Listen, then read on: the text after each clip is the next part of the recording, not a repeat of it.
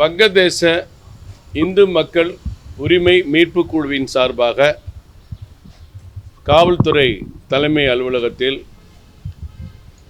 DGP அவர்கள் பாரத பிரதமர் அவர்களுடைய காவல்துறை தலைவர்கள் மாநாட்டில் கலந்து கொள்ள ஒரிசா சென்றிருப்பதால் ஏடிஜிபி அவர்களிடம் வங்கதேச இந்து மக்கள் உரிமை மீட்பு குழுவின் சார்பில் ஒரு கடிதம் கொடுக்கப்பட்டிருக்கிறது. கடந்த கால வரலாறு, பங்களாதேஷில் எப்பொழுதெல்லாம் அங்கே கலகம் உருவாகிறதோ, பிரச்சனைகள் உருவாகிறதோ, அது உள்நாட்டு பிரச்சனையாக இருந்தாலும் சரி, பாகிஸ்தான் போர் செய்த நிலையிலும் சரி, இந்தியாவிலிருந்து பிரிக்கப்பட்ட காலத்தில் இருந்து ஏதாவது ஒரு சம்பவம் என்றால் இந்து மக்கள், அங்கே சிறுபான்மையாக வாழக்கூடிய இந்து மக்களை தாக்குவது, அவர்கள் உடைமைகளை கொளுத்துவது, கொலை செய்வது, பெண்கள் துன்புறுத்துவலுக்கு ஆளாவது என்று தொடர்ந்து அங்கே இருக்கக்கூடிய சிறுபான்மை இந்து மக்கள் துயரத்தை அனுபவித்து வந்திருக்கிறார்கள். அதற்கு பிறகும் கூட 1971 மிகப்பெரிய பாதிப்பிற்கு இந்து சிறுபான்மை மக்கள் அங்கே அவதிக்குள்ளானதை நாம் எல்லாம் பார்த்திருக்கிறோம். இன்றைக்கு பங்களாதேஷில் இடைக்கால அரசு உருவான பிறகு மீண்டும் அதே பதட்டம் அங்கே தொற்றிக் கொண்டுள்ளது.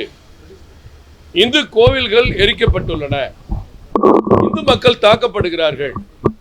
அங்கே பல்லாயிரக்கணக்கிலே ஒன்று திரண்டு அவர்கள் உரிமைகளுக்காக இன்றைக்கு அவர்கள் குரல் கொடுத்துக் கொண்டிருக்கிறார்கள். சமீபத்தில் ஒரு இந்து அமைப்பினுடைய தலைவர் இஸ்கான் துறவி கிருஷ்ணதாஸ் அவர்கள் கைது செய்யப்பட்டு அவருக்கு ஜாமீன் கூட கொடுக்கவில்லை, சிறையில் அடைக்கப்பட்டிருக்கிறார்.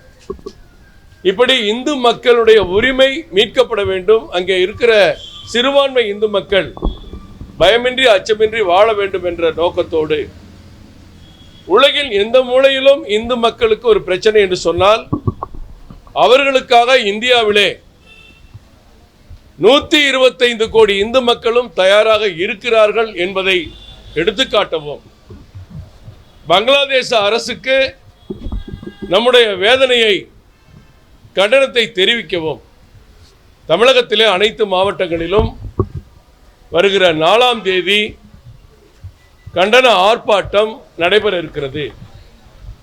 இதில் இந்து அமைப்புகள் அனைத்துமே கலந்து கொள்கிறார்கள், ஆன்மீக அமைப்புகள் கலந்து கொள்கிறார்கள், ஆன்மீக பக்தர்கள் கலந்து கொள்கிறார்கள், ஆன்மீக மடாதிபதிகள் கலந்து கொள்கிறார்கள், சன்னியாசிகள் கலந்து கொள்கிறார்கள். இந்து உணர்வை வெளிப்படுத்தக்கூடிய இந்து சமுதாய மக்களும் இந்த ஆர்ப்பாட்டத்திலே கலந்து கொண்டிருக்கிறார்கள்.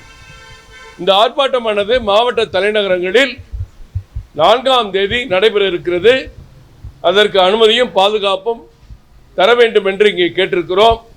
அதே போன்று எல்லா மாவட்ட தலைமை காவல் அலுவலகத்திலும் இதே போன்ற ஒரு கடிதம் கொடுக்கப்பட இருக்கிறது. அங்கங்கே இருக்கிற தலைவர்களை வைத்தென்று தெரிவித்துக் கொள்கிறோம்.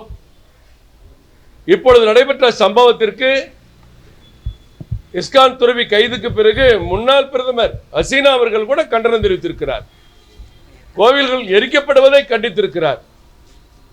அப்படி முன்னாள் பிரதமரை கண்டிக்கிற பொழுது இன்றைக்கு இருக்கிற இடைக்கால அரசு அங்க இருக்கிற மக்களுக்கு போதுமான பாதுகாப்பை வழங்கவில்லை என்பது நமக்கு தெளிவாகிறது.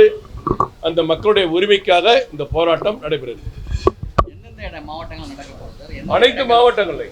அனைத்து மாவட்டங்கள் இடங்கள் இனிமேல் காவல்துறை அனுமதி கொடுக்கும் போது இடங்கள் குறிப்பிடுவாங்க, அந்த இடத்துல நிச்சயமா நடக்கும். பாஜக மாநில தலைவர்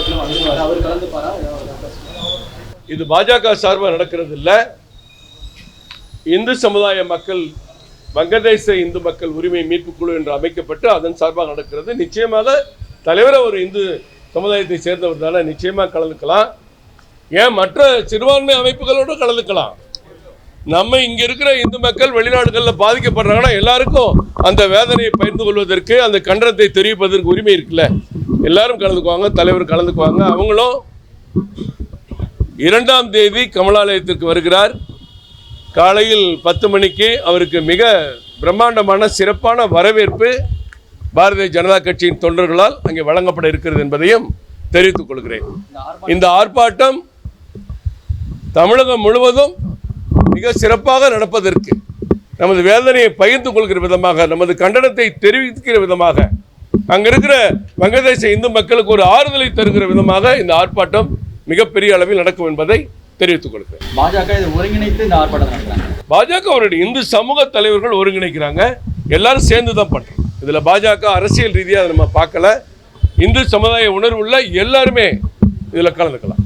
இப்போ சிறுபான்மையினர் கலந்துக்கிறாங்கன்னு சொல்றீங்க, அமைப்பு கலந்துக்கிறாங்கன்னு சொல்றீங்க, அவங்களுக்கு எதாவது அழைப்பு? இல்ல ஒரு நம்ம நாட்டு மக்கள் இன்னொரு நாட்டில் பாதிக்க முடியும். நம்ம எல்லாரும் சிட்டிசன் இந்தியன் தானே, இதுல எந்த மதம் ஜாதின்னு பார்க்க வேண்டியது இல்லை. அந்த அடிப்படையில் சொல்றேன். Okay, thank you.